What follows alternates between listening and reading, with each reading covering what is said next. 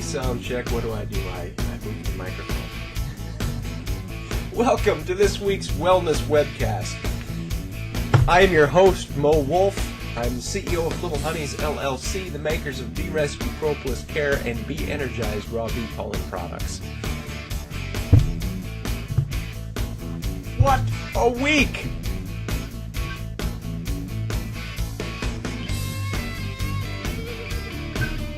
This is the fastest half hour on the internet. It is the most positive, uplifting half hour on the internet, and I thank you for joining us. This week, boy, I tell you, Mr. Sadler, we're joined in the room right now by the illustrious Mr. Sadler, the corporate fat cat, the corporate photographer and historian for our family company, Little Honeys. Mr. Sadler has taken some amazing pictures, and if you want to get up close and personal with a honeybee, make sure you check out our Facebook feed, Bee Rescue Propolis Care. We've got some amazing photographs by Mr. Sadler on there. Takes you right up face to face with bees, and just beautiful photographs. But this is... Did you know love is in the air? Love is in the air right now, this moment, all across the great American Southwest. Love is in the air for tarantulas. Ooh, I dribbled. Yes, folks, friends, neighbors, countrymen, and those of you in Turkey that are watching. By the way, this broadcast is actually gaining some traction in Turkey. It's pretty amazing. Love is in the air in the great American Southwest. You've got male tarantulas going crazy with hormones, walking around the desert during the day, during the morning and evening hours especially, looking for that perfect so-and-so, that perfect gorgeous bride with her hair parted just so, and the glint on those cute and adorable little fangs. You know how you tell the difference between a male tarantula and a female tarantula? The female has 4 pairs of stockings.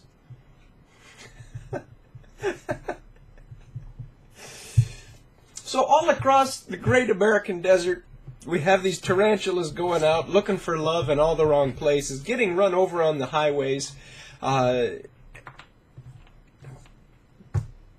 Just an amazing time of year. Who would have thought that fall, autumn, for those of you in the Northeast, would be the time of love and lust for tarantulas? For the rest of the population, it's springtime, but not for tarantulas. You know how you tell if a tarantula is feeling amorous? They're singing Stardust and tap dancing with all 8 legs. It's just a beautiful, it's just an adorable sight. So, this week on the Wellness Webcast, where you are at right now, watching, tuned in, focused upon, this week, we are going to be talking about corn syrup. Yes, I said corn syrup. I know it's corn syrup. Julius, don't get upset. I said corn syrup. And now you know my bias.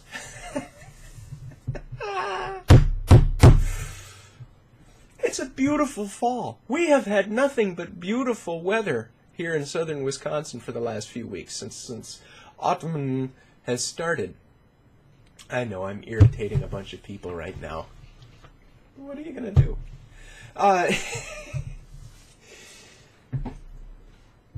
We're going to talk about corn syrup.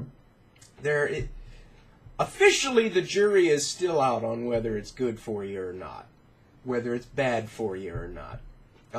However, I think there's sufficient evidence that shows that corn syrup is something that we need to really look at seriously and consider as a possible source for some of the problems within our national health crises. And I know that we've got the corn lobby that is probably going to be marking me for destruction. They're going to be sending me secret packages of their Terminator seed. Ooh, going to kill all the corn in my garden.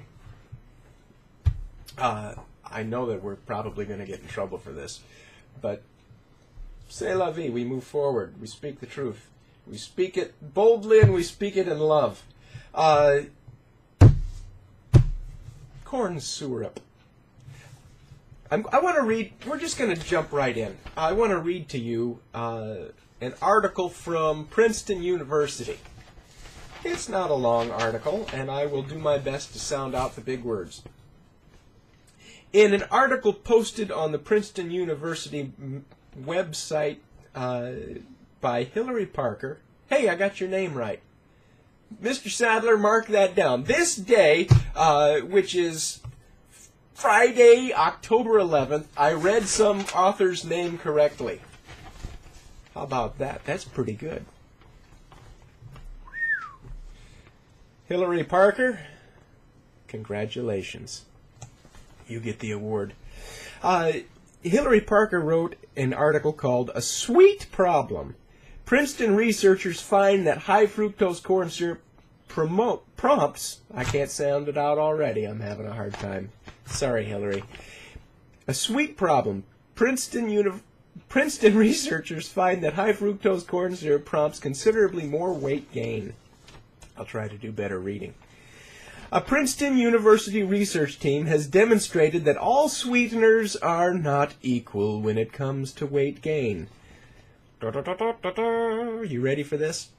Rats with access to high-fructose corn syrup gain significantly more weight than those with access to table sugar, even when their overall caloric intake was the same. Did you get that? Let me read that again. Rats with access to high-fructose corn syrup gain significantly more weight than those with access to table sugar, even when their overall caloric intake was the same. Wait a minute. I thought that corn syrup and table sugar were chemically very similar and metabolically identical. But here you got the smarty pantses at Princeton, let me say it right, Princeton, saying that there's a difference. Saying that the body has a different result when exposed to high fructose corn syrup as opposed to being exposed to sugar. Well, that can't be. The wizards of smart, the corn lobby, all of these people that are telling us, it's fine, eat the corn syrup, it's good for you, it will do no harm. All of these people, Mr. Sadler, I'm embarrassing him, all of these people are telling us it's fine, but the boys and girls at Princeton are saying, whoa, hold on a minute there, pal, there may be a problem. It's not the same. In addition to causing significant weight gain in laboratory animals, long-term consumption of high-fructose corn syrup also led to abnormal increases in body fat. Listen to this, especially in the abdomen, and a rise in circulating blood fats called triglycerides. The researchers say the work sheds light on the factors contributing to obesity trends in the United States. You're darn tootin' it does! When you've got a food substance that is now the most widely used sweetener in the United States, people are consuming over 60, well actually I think the latest research is people are consuming over 80, between 80 and 90 pounds of this sludge a year, and it's showing that it contributes to higher body fat, especially in the abdomen, and let me translate that to you folks. Abdominal body fat translates to inflammation. Just remember that. We'll get back to that. And they're saying it may shed some light on the obesity trends in the United States.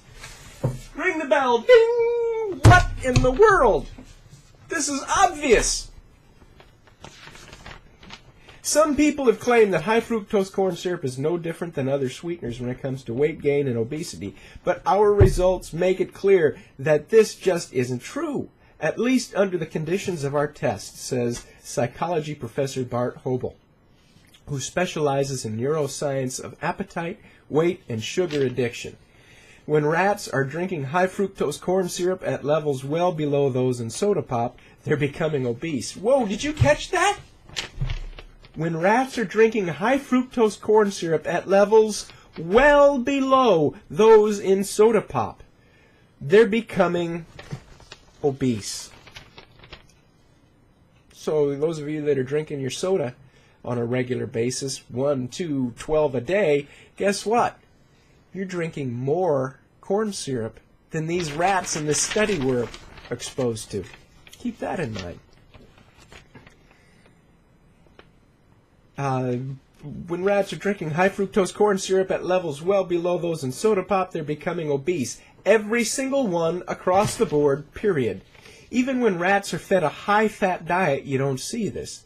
They don't all gain extra weight. So it's not the fat that's causing the problem. It's not the presence of fat in the diet that's causing the problem. It's the corn syrup that's the variable that's causing the problem. In results published online February 26 by the Journal of Pharmacology, Biochemistry, and Behavior, also known affectionately as PBB, the researchers from the Department of Psychology and the Princeton Neuroscience Institute reported on Princeton, that's just fun to say, reported on 2 experiments investigating the link between the consumption of high fructose corn syrup and obesity. The first study showed that male rats given water, sweetened with high fructose corn syrup, in addition to standard diet of rat chow. I wonder, where do you get rat chow? That just sounds like a fun product.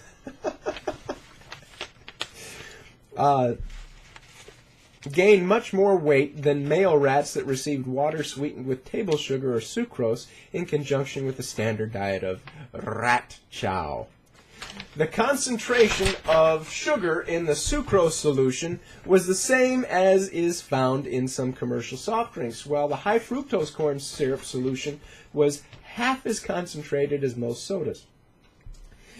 The second experiment, the first long-term study of the effects of high fructose corn syrup consumption on obesity in lab animals, monitored weight gain, body fat, and triglyceride levels in rats with access to high fructose corn syrup over a period of 6 months. Compared to animals eating only rat chow, rats on a diet rich in high fructose corn syrup showed characteristic signs of a dangerous condition known in humans as the metabolic syndrome, including abnormal weight gain, significant increase in circulating triglycerides, and augmented fat deposition, especially visceral fat around the belly. Male rats in particular ballooned in size. Animals with access to high fructose corn syrup gained 48% more weight than those eating a normal diet.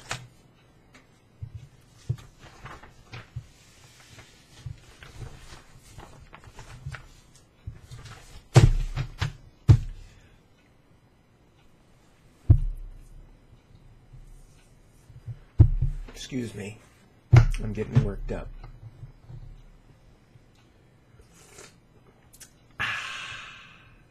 That's very calming. Folks,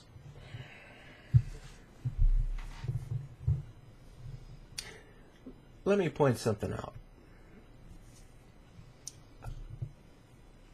I don't think of myself as exceptionally bright or fancy, dancy, and anything like that, but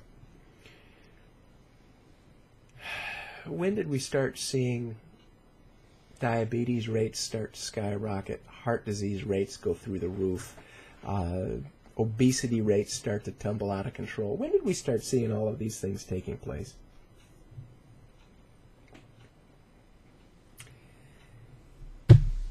It's a rhetorical question considering our subject.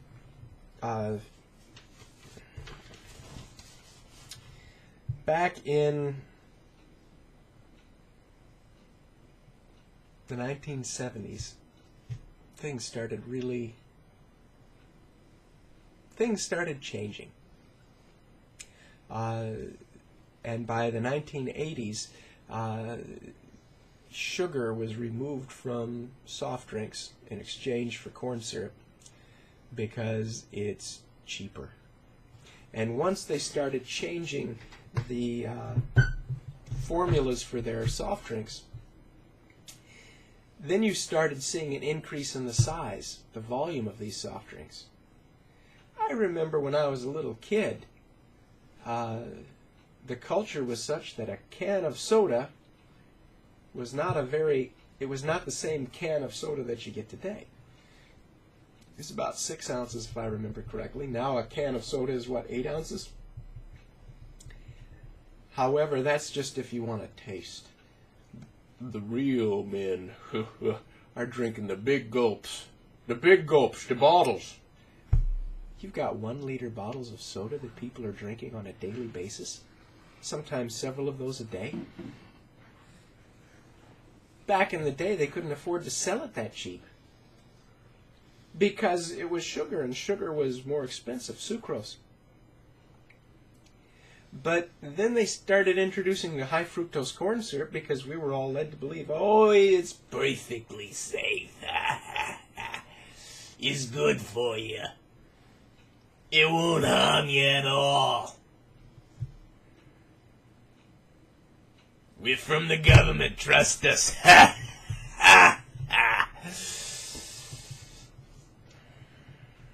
Shame on us, we trusted them. We've allowed this stuff to become part of our food culture. We've allowed this stuff to go into the bellies of an entire generation of children. We've allowed this to change the face of our culture. And now look at what we've got. We've got an epidemic of obesity. We've got an epidemic of diabetes, heart disease. Well, this metabolic syndrome that they were talking about. What is metabolic syndrome? Mr. Sadler, do you know what metabolic syndrome is? Well, let me tell you. As defined by the good folks at Mayo Clinic, metabolic syndrome is, quote, a cluster of conditions. Increased blood pressure, a high blood sugar level, excess body fat around the waist, and abnormal cholesterol levels that occur together, increasing your risk of heart disease, stroke, and diabetes.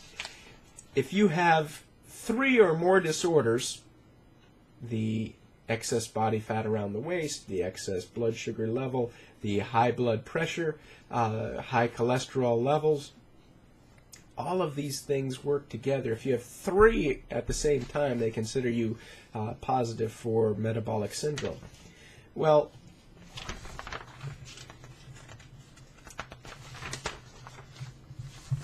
the problem is this metabolic syndrome.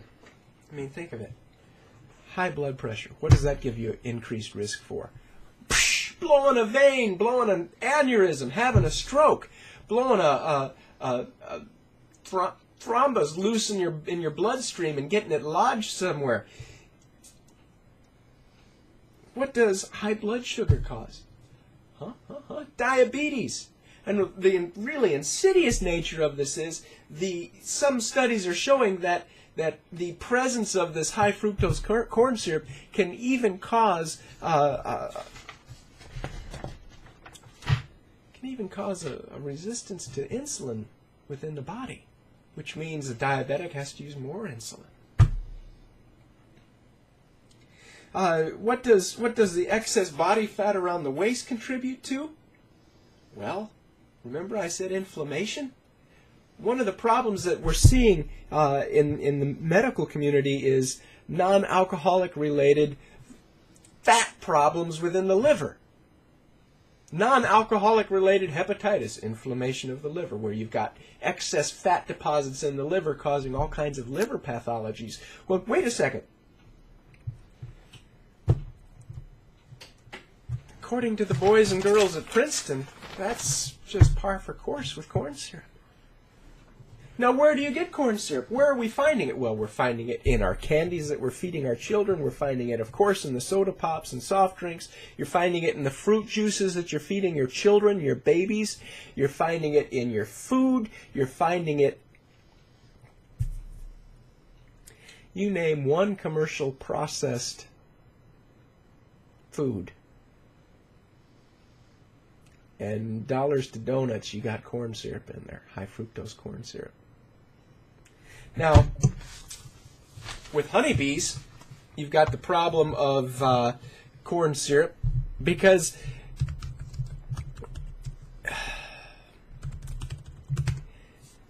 corn syrup, the stuff that's fed to bees, well, it tends to be heated when it's processed and transported and bottled and handled. And when you heat high fructose corn syrup, it creates this substance that I'm trying to look up the name for it now. I can't recall the name. It creates a toxin to the bee. In fact, in the bee report published last spring by the Bee Lab, they were saying that corn syrup may be one of the problems because associated with colony collapse disorder, because you've got this toxin that is present in the corn syrup that confuses and kills bees. And how did we get on honeybees from talking about corn syrup for people, Mo? Well, I'll tell you why. Standard operating procedure within the beekeeping industry is, I will take all the honey from this hive, yeah? And I will take it out, and you will have nothing to eat, you silly little bees. And then I will go and I will get corn syrup, high fructose corn syrup, yeah, because it's not cheap. And then I will put it into the beehive, and I will feed my little bees this corn syrup. And so they're literally putting this sludge right into the beehive to feed the bees the corn syrup. Bees weren't meant to eat corn syrup. Bees were designed to live on honey, not corn syrup. And so then we're surprised. Whoa, my bees, they're all dying. What am I going to do?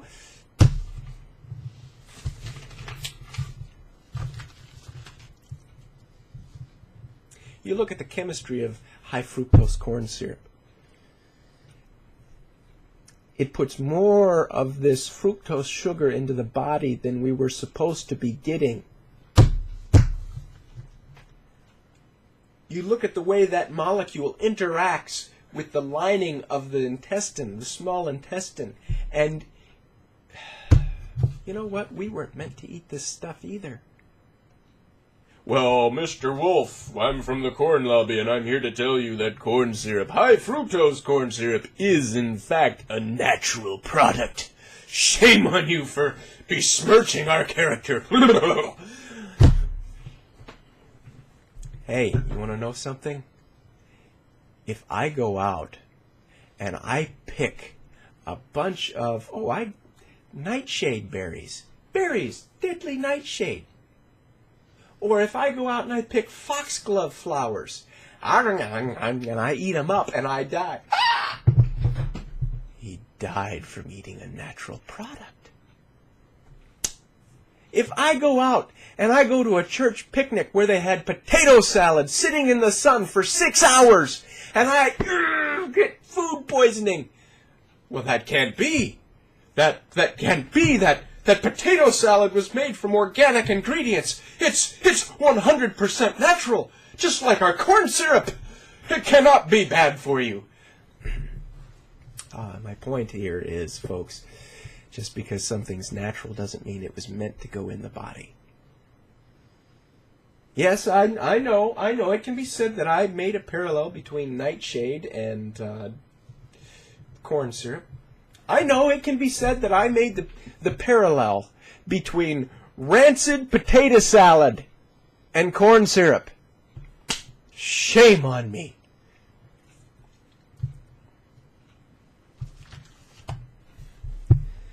The body, human body, was not designed to take this garbage into the body and use it. It's just not meant to use corn syrup. Rat bodies are not meant to use corn syrup. That's why you have these rats ending up with all of the signs and symptoms of metabolic syndrome when they're just exposed to small doses of corn syrup, less than the dose you're sipping on right now in your soda pop. Oh, but it tastes so good. Oh, but I'm used to it. Oh, but drinking water or tea, it makes me sick to my stomach. Do you know why? Because you've conditioned your body to eat garbage. Do you know why your body reacts negatively to good, wholesome, clean food? It's because you've conditioned your body to like the garbage. Oh, I must crave the garbage. And then when you go to put yourself some good, clean green tea from China. Thank you, Dr. Zhou. It's one of my favorite. When your body gets something good and pure and clean, your body says, no, I can't handle it. I need. And you go back to drinking your sludge. And you know what? You're cutting your life expectancy. You're decreasing the quality of your life. How am I decreasing the quality of my life? I really enjoy my soda pop. I really enjoy my frosted coated sugar bombs. Hey, you with the fatty deposits in your liver that's causing inflammation. You with the high blood pressure and the diabetes and the high cholesterol and, you suffering a stroke from all of this. How's that quality of life from drinking your soda pop and your corn syrup working out for you, huh? How's that working out? My point, folks, is we've been given just this one body. We don't get another one. At least, not yet. My faith tells me that there's a body waiting for me. I can exchange this old, tired, beat-up one for one that works. Perfection in design. But for now, this is all I got. And I'm supposed to be a steward of it. There are things that I could do. There are things that we can do that may not kill you. They might not be socially negative. They might not even be counter to faith. They, depending on the person, they're gray areas, Morgan. Oh, they're gray areas. Don't sweat the gray areas. All right, fine. But you know what, for me? I'm going to try to be a steward of what I have been given in this body, because I need this body to last as long as possible so that I can be a blessing to as many people as possible, so that I can raise my children and be there for my grandchildren. Is it because I'm afraid of death? No. Again, my faith tells me that's taken care of. It's because I know that there's a responsibility. The responsibility to keep this thing going as long as I possibly can. And when my Creator says, Mo, come on home. Fine, I'll go home. And I'll go home singing joyfully. But for now, I have responsibility. The old Robert Frost poem, I have promises to keep. You have promises to keep. And miles to go before you sleep. So, let's resolve together to be stewards of our bodies. Let's resolve to kick this garbage out of our homes, this high-fructose corn syrup nonsense, this stuff that's poisoning us, poisoning our family, poisoning our elderly, poisoning our children. It's even poisoning our pets. Let's get rid of it. So that way we can be blessings for those around us. That, my friend, is what beautiful living is all about. That, my friend, is why we are given these bodies. That, my friend, is why we have wellness. Not so that we can serve ourselves. We do enough of that. We've been given this opportunity to be a blessing to those around us. We are out of time again. I tell you, this is the fastest half hour on the internet. For those of you who have joined us and those of you who have actually sat through this, thank you. Thank you so much. It's an honor to speak to you every week. It's an honor to come and sit with you. And my family and I are very touched that you would take this time. So on behalf of all of us here at Little Honeys, thank you. Make sure you check us out on Facebook. Check out our Bee Rescued Propolis Care Facebook page for those pictures of bees, for information about Bee Rescued Propolis Care, and make sure you let us know if this video has been of importance to you. Thank you very much. Be well.